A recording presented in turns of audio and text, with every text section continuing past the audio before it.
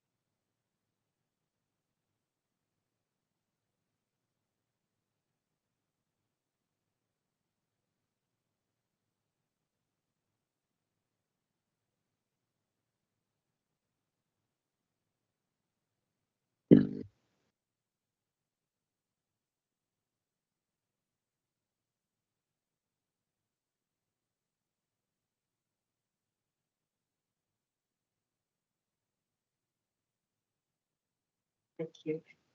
Apologies for absence. Apologies to Judge Randall. There are no minutes to be approved, as this is an extraordinary meeting, and we're here to discuss the future of St Cuthbert's and St Matthias Church of England Primary School. Catherine, over to you. Thank you, Elizabeth. And first of all, I just want to acknowledge that I know this is a very difficult and sad day for a lot of people. And we all wish we weren't in this position to have to make this decision. But before I go on to that, I think it's good to reflect back on the context of why we've got to where we are. So in April this year, the governors of St Cuthbert's informed the council of their intention to launch a 6-week governor-led consultation on a proposal to close the school.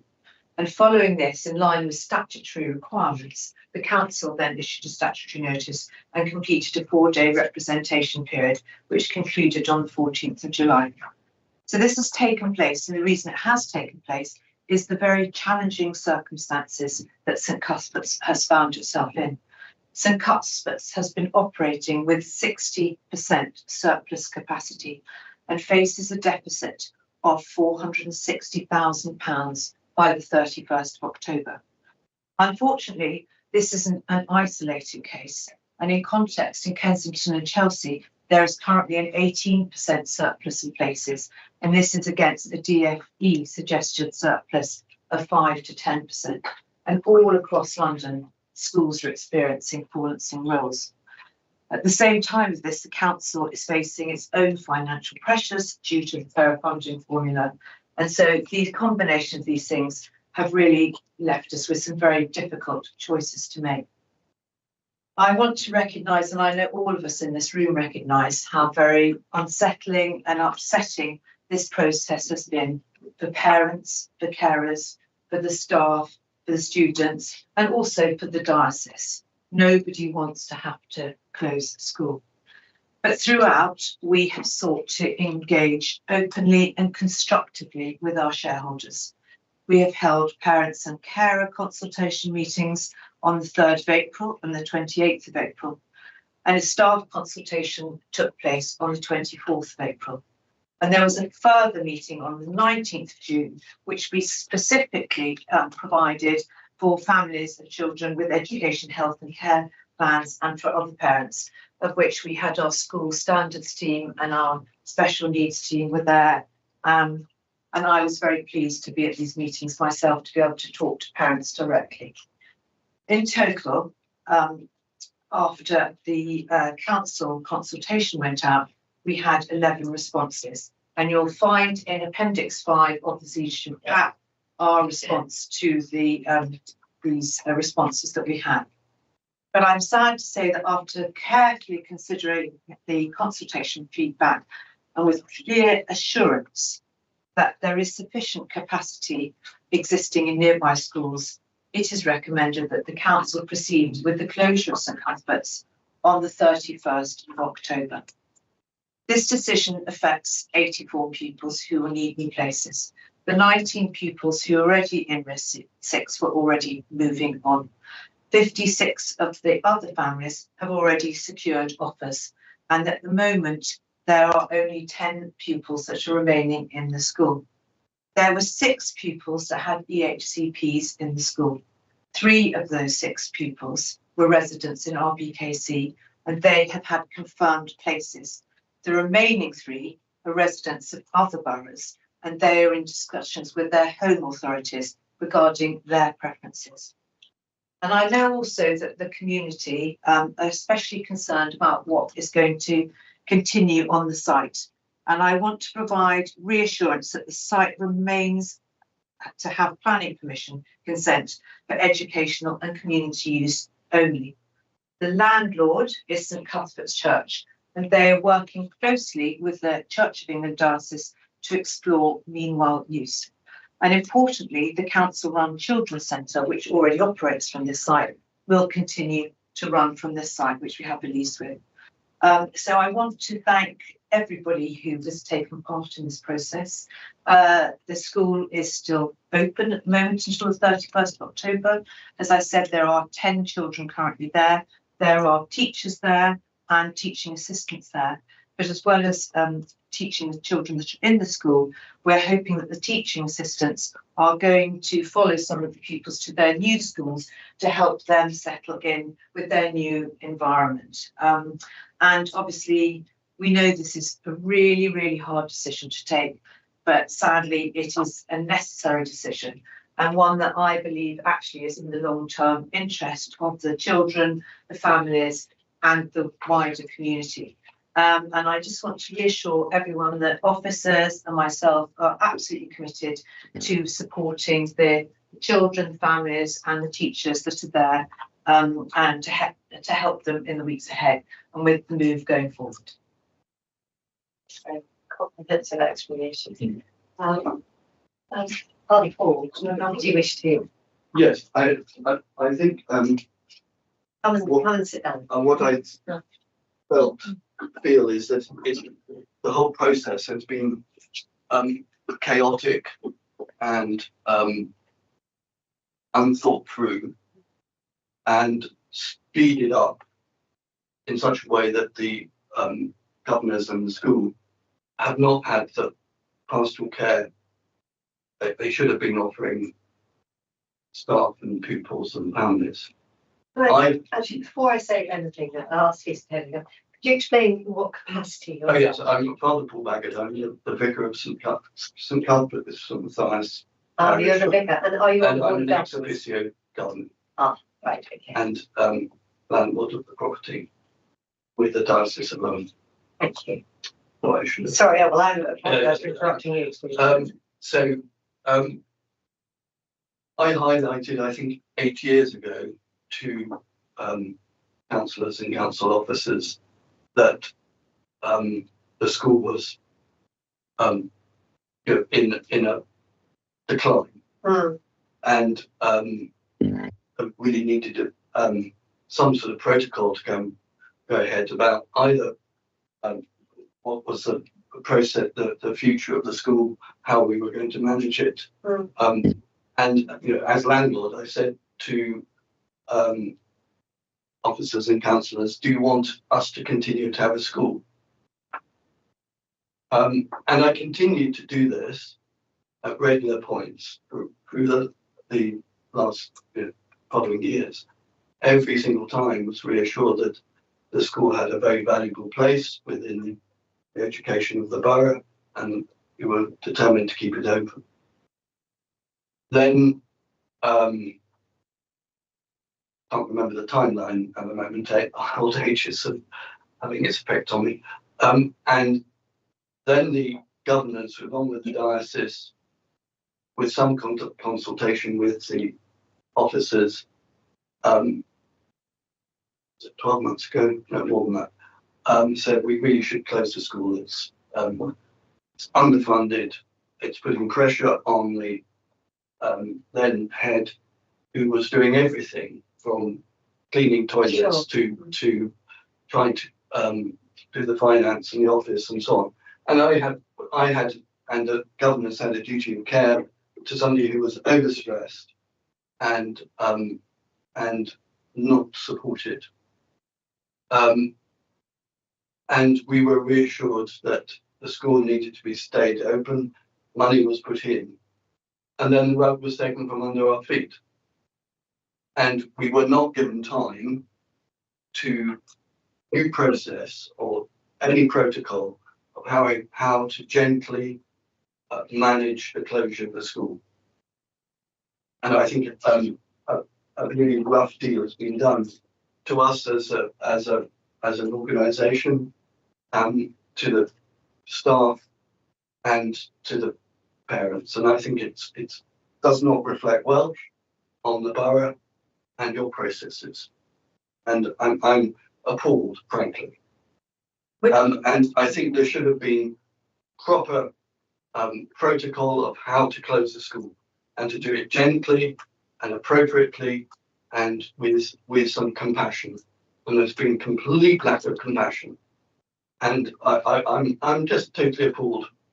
And we're right in saying that the schools asked us. Yes, the governance, I just want to say that it was this is a formal. the school governors asked us to do the consultation. This wasn't council led, it was led by the school governors. And I absolutely understand why you feel so upset, and I'm sorry that you feel that we haven't been more compassionate about it, but we absolutely have followed the due process, and I will ask Ian to actually follow on. He's been conducting this, but it was the governors. The governors were very well aware of the financial position of the school. I know some of the parents were incredibly shocked suddenly that this position was put to them, but it seemed to me that given they had one class with just 7 children in it who had to join 2 years together, that everyone must have been very well aware that at only 40% of the full number of children, that it's not, as you know, the schools are. Can I just okay, that Paul wants to. I'm talking about the process that happened 2 years before that, Okay. and where we've been warning all along. Because we had a meeting about councillor Wills. We've been warning the council all along that the school is. It's difficult though, isn't it, with the falling rules, with demographics, people moving out of London.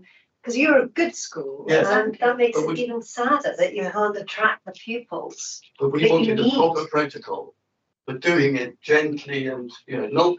I mean, the situation now is ridiculous that the school's closing in the middle of a term.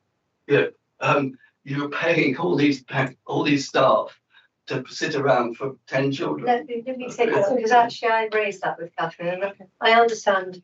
It was because the school was going to close earlier, and actually extended it to ensure that children with the HCP plans could move slowly and their teachers could be with them. Is that correct? So that is correct. I mean, we initially thought we should have shut it at the end of last term, which would have the 31st of August, which would have seemed even more brutal. And the school pushed back, and at a cost to the council, considering we've kept it open until the 31st of October. I mean, I really do understand, and I'm sure Councillor Will would like to come in, and maybe Ian Heggs would, because I wasn't here 2 years ago, that you might.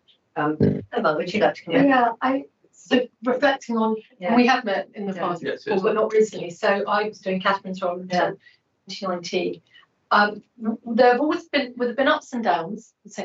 I think that's fair to say with the role, but I think everyone always thought that the school and wanted to keep the school open. I think that's the place everyone came from. Yeah. I think what you're saying is that you feel that this problem's been apparent for many years, and that the problem, and it's been done poorly at the end. I think what I'm saying is there have been problems, but not always the same problem, because I seem to remember the roles fell and then there was an influx of children and refugees, and that in fact, looking on page 13, you were actually in surplus in 22 and 23. So why would anybody considering closing a school that was in surplus? So I think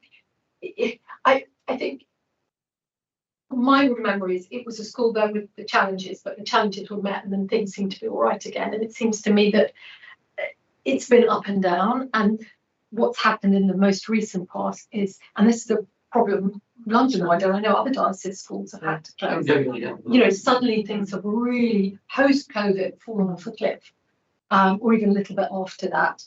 And I mean, this is an awful situation. I mean, it's a terrible situation. I think other boroughs are actually quite good at creating a protocol so that it's very clear all the way along that this is what you know, there's a path towards either closing the school and I'm going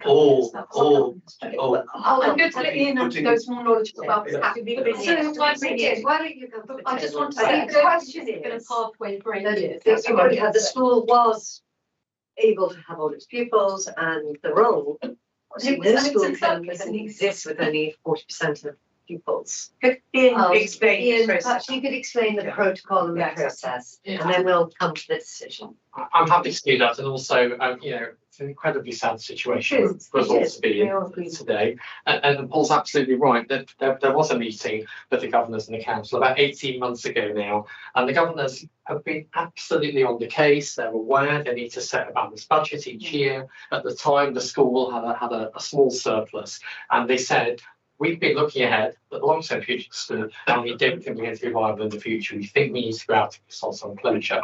Was absolutely right. We looked at the figures. We agreed with their analysis for their own school, but at the time, the reception offers had just gone out, and for 18 months ago, we just put reception offers out for admissions for 29 children for reception. Now, some of those haven't applied for the school, but we have to ensure all parents got an offer, and we allocated, and we said, actually, with those numbers, we acknowledge they may not all come in September, but it wouldn't seem right at this stage to support the governors to consult on closing the school. And when we also looked at spare places in surrounding schools in the Earls Court area, looking at reception going in a year ago, they looked to be fairly full. So that was the reason why we said at the time, great, we'll look at the long-term future, we acknowledge that, but we don't think there are sufficient alternative places nearby. But then, of course, we met again in the autumn. Those children haven't turned up, as colleagues have said, numbers have continued to go down, and the school had then gone into deficit. And the governors came back to us and said, we absolutely can't set a balanced budget in year. There's a requirement from the Department for Education for a school to repay any deficit it has within 3 years, and they said we can't do that. We're faced with no alternative. And so, you know, my advice on the process is it's being followed absolutely correctly. But there's a phase 1 consultation. It was led by the governing body in this instance. It can be led by the local authority, but it was led by the governors. We awaited all of their feedback and considered the governor's consultation feedback before taking a decision to publish a statutory notice, which we did for the 4-week period. All of the relevant bodies were notified. We've collated all of the representations. As Catherine said, we've taken a bit longer as a council to consider all of that feedback, and particular feedback from the school was, whilst a lot of families, I think 54 families, children already moved for September, some families would need a bit longer, which is why, and I agree, it seems slightly odd that the closure should be in the middle of a term. Is to give those families more time now all schools are reopened to go and visit schools, and particularly where a child has an education, health and care plan, it takes a bit longer to run that statutory consultation process. And we know already that, as Catherine has said, a couple of the teaching assistants at St Cuthbert's really kindly have offered to go into another local school here in KNC where Charles moved to provide that transition support. So I do think it gives a bit more time to support the transition. Thank you. Linda, you want to say? The two aspects. Well, I think that it's been clear that St Cuthbert's, when we went, I think it is about it. And sorry, what's your position here? You're the governing body? My name is Linda Wade, and I'm an Earls Court Ward Councillor. Yes, but you're not on the governing body, so you're No. not part of the school coming to No, ask but I've us been to close. dealing with the parents. Right? Yeah. So it was very clear that St Cuthbert's had, it was the school where initially people didn't want to put their children down for it because of the level of deprivation in the school. They were either churned because people were coming in, temporary accommodation, and then moving out. So the actual profile of the student and the parents were different to that of Bousfield or perhaps St Barnabas. And you had a high percentage of Muslims there and people of other faiths. So there was this, there was a tension there because it was perceived as being, we don't want to send our child to St Cuthbert's because of the profile of the children. Therefore, the reason why we met with Emma was actually it's in acknowledgement of the fact that many of the children didn't speak English when they came in, or that they had special needs. Therefore, actually it was only saved because temporarily by asylum seekers and refugee funding from central government. Right. But the reality is the writing has been on the wall for some time. You're correct. Yeah. So I spoke to somebody in Camden, and they said, and it was just to find out what the process was, and they had a regular meeting where they were anticipating child density of that borough, and actually how they were going to manage it. But they were managing it a number of years in advance. So the only thing that really stopped this discussion happening earlier was the fact that you said by the asylum seekers and refugee funding. But it was very clear. So then we come on to the procedure, and given the profile of many of the parents, they needed support. They needed active, proactive support. And the reports that I'm getting back is siblings aren't necessarily going to the same school. Or there's one case of a special need family, two special needs children. One's been nominated to Hammersmith and one's been nominated to Westminster. Well, getting two primary school children to different schools is hard enough, but actually getting to send children to different schools is another problem entirely. With disabled parents. Yes, with disabled parents. Now, the other issue is that the list of schools provided for them, and this is, I mean, I heard this so many times. I had, how many people came to that meeting? About 20? 20. They were saying, we were given a list, we went to look at the schools, and either, which I thought was discriminatory, if there was a SEND child, they said they'd have to visit them. Actually, which I think is inappropriate. So can I just say, so there are two things here. I think the decision for us tonight is based on the report, which is No, but it's part we recommended to close St Cuthbert's. And then secondary to that is what you're saying is that even if we do close the school, we decide to take that decision tonight, then you wish that the parents should be well supported. Yes, because I mean, and that's where I think we would come in, but it's not for the decision tonight. You're dealing with parents. No, no, I find absolutely appreciate that. it really difficult. Yeah, Kevin, no, sorry, no. Kevin. Okay, you But finish. actually, two children, primary school children going to different schools. All right, or that the schools that they've gone to on the list say they're not. There are no places, despite what is said on the list. And then, in some cases, the distance for the child and the parent to get to school means they have to go on public transport, and these are predominantly people on a low income. It is not Bousfield. It is not. I mean, it is. I agree with that. It's just very. But I'm just saying that this report is for the closure. But that doesn't negate what you're saying, that we But this need is to make why the sure. pathway should have been worked out far better, far smoother, and far So more let support me provided. let me ask either Catherine or Ian to respond to that. And I absolutely accept what you say, that the decision tonight is where are we now? And where we are now is that, you know, there are 10 pupils left in the school. No.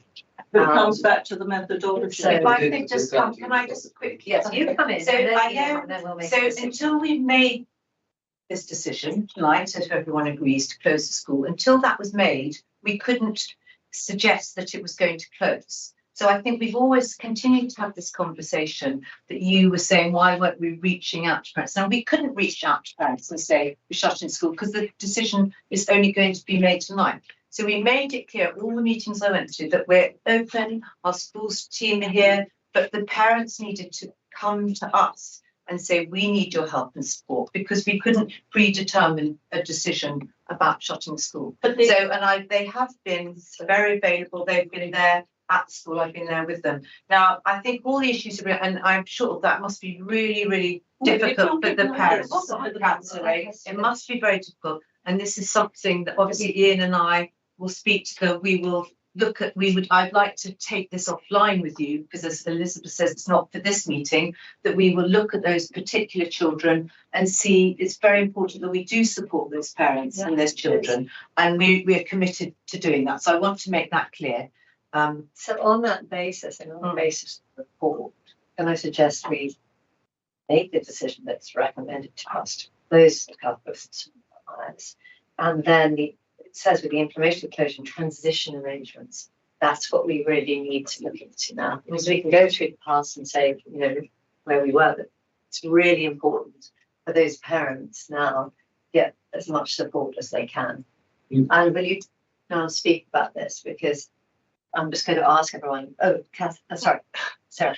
I just wanted to ask Ian, I mean, children have been back at school for almost a week now, so or at their new schools, and whether there's any feedback from the children that have moved and the parents, because I think, you know, it's been a week, you probably could get a bit of an idea about how the move's gone. So the fact that 54 children have already started at a new school, and as Catherine said, it's a difficult balance for the council, because we can't approach parents directly to say, on the basis the school might close, can we advise you, you know, where these alternative schools are?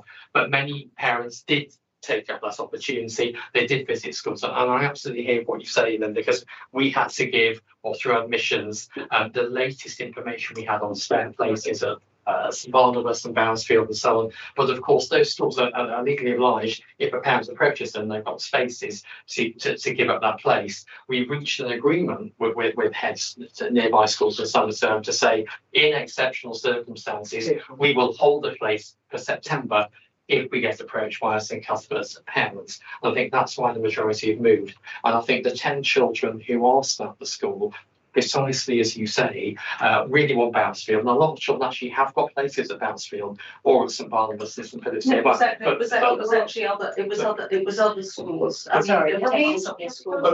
think this is a really useful conversation, but I think it's a conversation that you should pursue after we've made this decision, because it flows from this decision.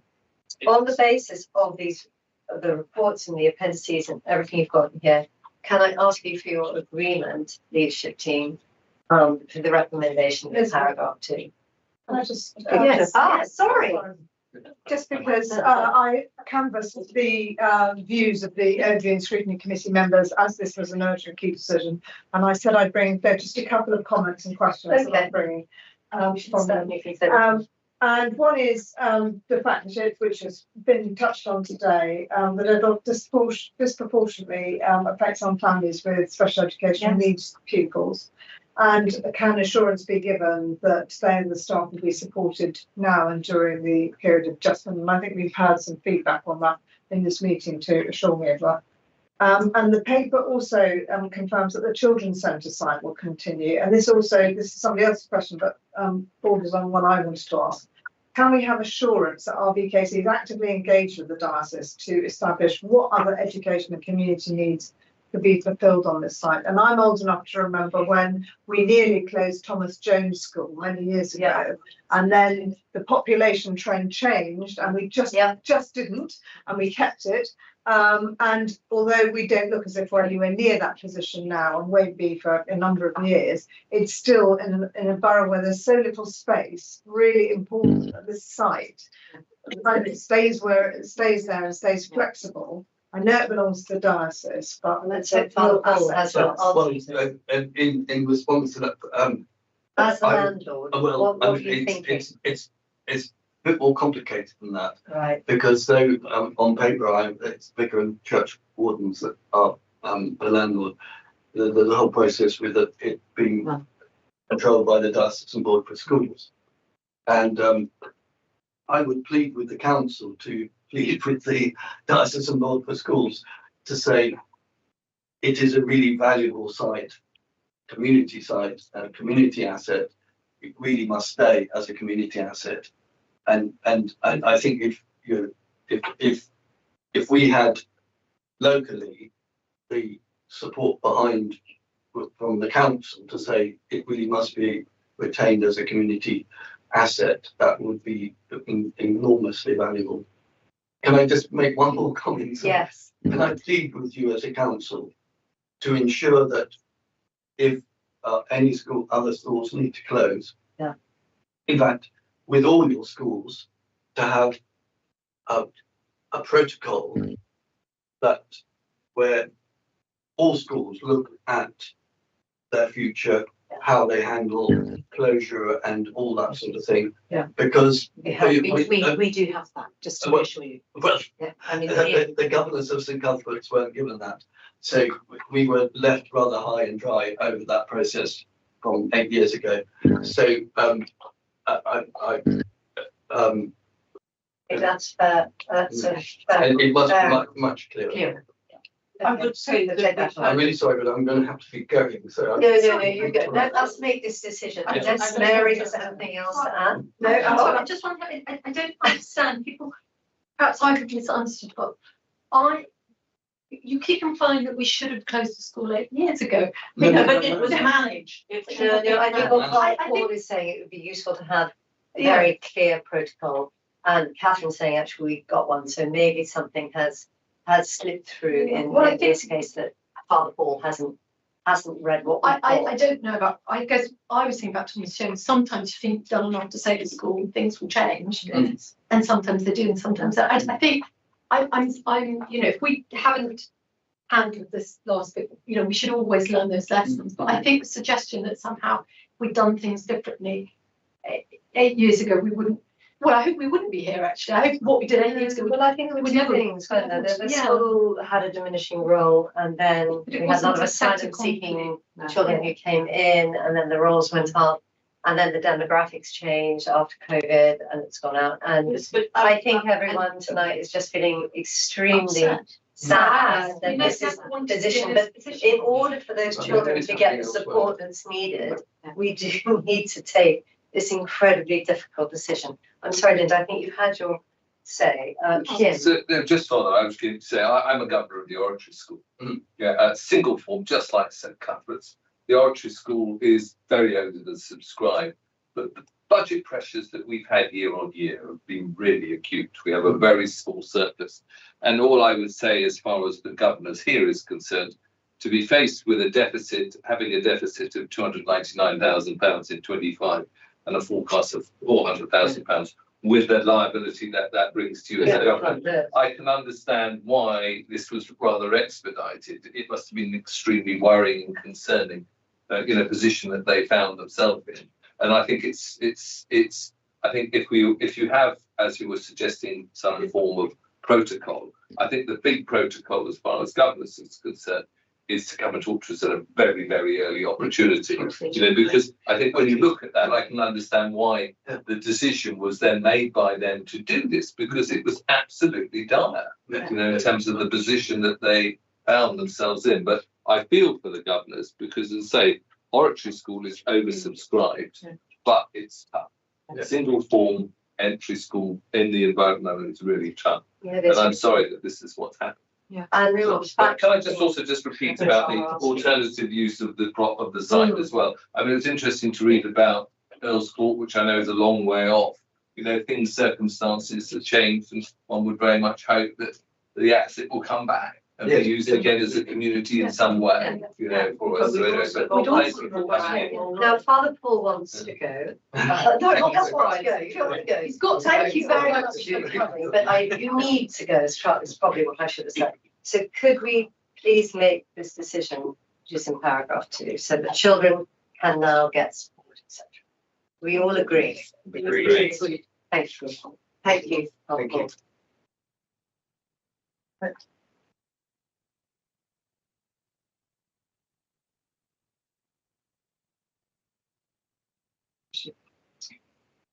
Oh, there's the